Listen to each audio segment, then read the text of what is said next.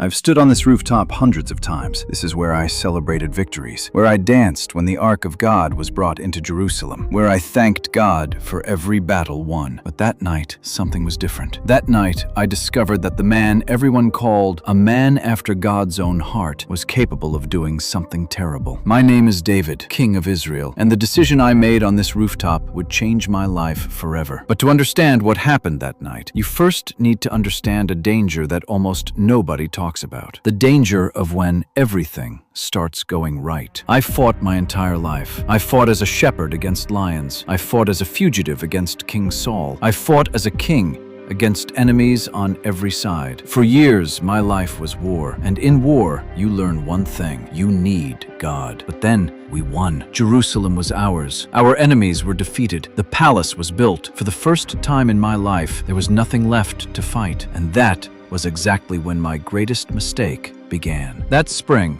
kings were supposed to go to war, but I stayed in the palace. I told myself I had earned the rest. I told myself my generals could lead the army. I thought it was wisdom, but it wasn't. It was the beginning of my fall. Because comfort is a silent poison. It doesn't warn you when it arrives. It simply shows up until one day you forget how much you need God. One night, I walked onto this rooftop, and that's when I saw her, Bathsheba. She was the wife of Uriah, one of my most loyal soldiers, a man who at that very moment was fighting the war I should have been leading. I knew who she was. I knew what was right, but still, I sent someone to bring her to me, and what followed was a sin I could never undo. Months later, she came to me with news. She was pregnant. In that moment, I had two choices: confess or hide it, and I chose to hide it. But before I continue the story, let me ask you something. Type in the comments right now, what do you expect to happen in your day today? Something good, a victory, an answer from God. Let's declare it together. Write it in the comments and keep watching, because what happened next changed everything. I tried to cover everything up. I brought Uriah back from the battlefield,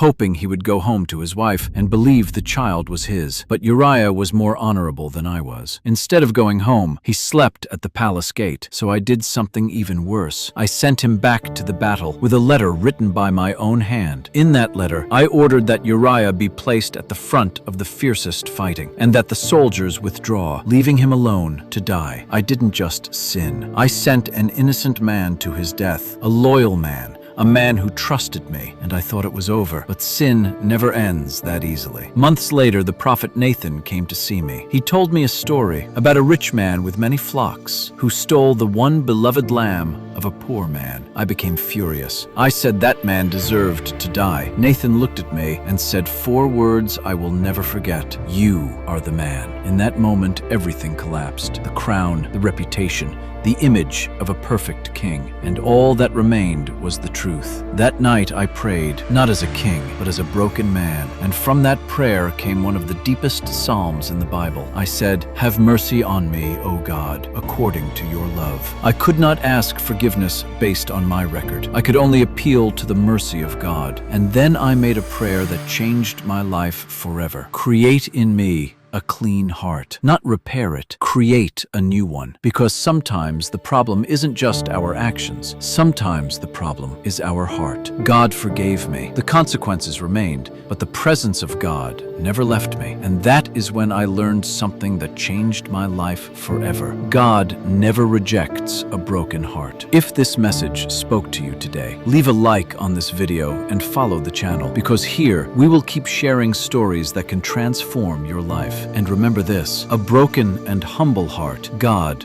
will never reject.